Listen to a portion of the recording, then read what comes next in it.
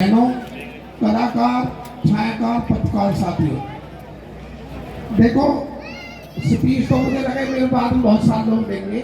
मैं तो आपके परिवार का मैं सोचता हूँ संवाद होना चाहिए, बातचीत होनी चाहिए।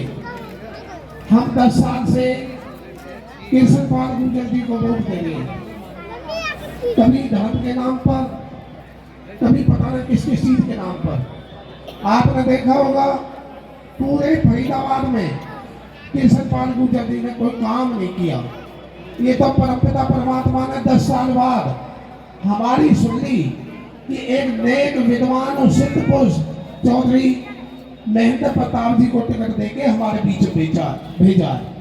नहीं तो एक बात बताऊं मैं आपको, अगर फिर भी कोई कैंडिडेट ऐसा आ जाता तो मुझे लगता है आप लोगों को मजबूरी में फिर बीजेपी को वोट देनी पड़ती। पूरे देश में चुनाव है, चुनाव फरीदाबाद में पार्टियों के बीच में नहीं है, पूरे देश में कांग्रेस और बीजेपी के बीच में, लेकिन फरीदाबाद में चुनाव है तो अब कृष्ण पाल गुर्जर और चौधरी महेंद्र प्रताप जी के बीच में। और ये चुनाव किस चीज का है? ईमानदारी और बेईमानी का। आप मुझसे ज्यादा समझदार लोग बैठे और देखो बंडगढ़ विधानसभा में बहन जी तो आपके बीच में 10 साल एमएलए रही है, और मैं तो रोजाना मुझे ऐसा में बैठता उठता हूँ लोगों के साथ। लोग ये कहते हैं जितना 20 साल में काम नहीं हुआ जितना 10 साल में यहाँ काम हुआ था बहन जी के राज में। लेकिन आपने देखा 10 साल में एक भी काम नहीं हुआ गांव में, और न विधानसभा में और न पूरे फरीदाबाद लोकसभा में। मैं आपको आप देखो प्रॉपर्टी आईडी की बात करो, आप कभी फैमिली आईडी की बात करें। इस सरकार ने अगर हमें 10 साल में कुछ दिया है तो एक चीज दी है, लाइन में लगने की आदत डाल दी। चाहे नोटबंदी की बात हो, किसी भी चीज की बात हो, आप आज देख रहे हो सीवर भी जाम है, गरीबी टूटी पड़ी है, सड़कें भी टूटी पड़ी है। मैं आपसे हाथ जोड़ के एक निवेदन करना चाहता हूँ, अब की बार इस बेईमान आदमी को, अगर आप देखो लोकतंत्र में रानी के पेट से राजा पैदा नहीं होता है, यह राजा वो बनता है जिसको आप वोट देते हो। और एक बार अगर गलती होगी तो 5 साल पछतावा होता है।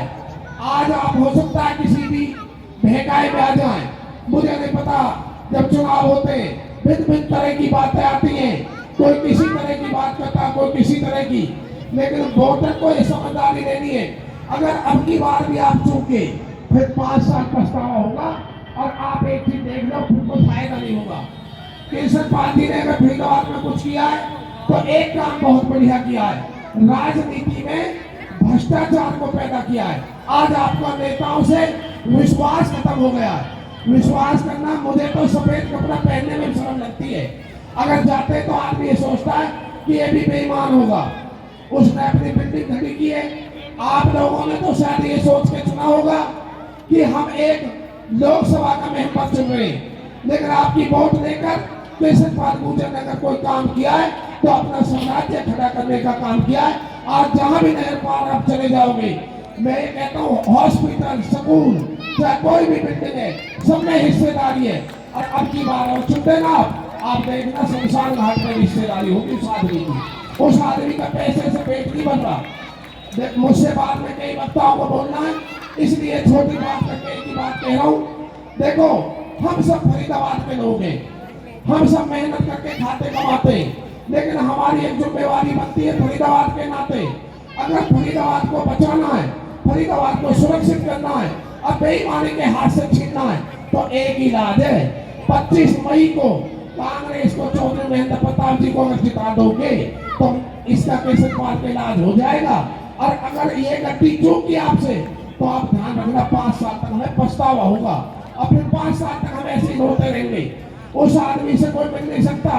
कोई आदमी अगर चला जाए ना कहीं से भी पूरे लोकसभा क्षेत्र से, तो उसकी एक ही बात होती है, मुझे तेरी वोट नहीं चाहिए, मुझे तुम कौन सी वोट देते हो, तुम तो वोट मोदी को देते हो। आपसे हाथ जोड़ के निवेदन है, इस बेईमानी का इलाज कर दो। अगर आपने इस बेईमान का इलाज नहीं किया तो आपको एक बात बताता हूँ, राजनीति में ईमानदार लोग नहीं आएंगे, फिर बेईमानों का साम्राज्य हो जाएगा। फिर बेईमान ये सोचेंगे कि राजनीति में तो बेईमान लोगों को वोट मिलती है। जय हिंद, जय भारत।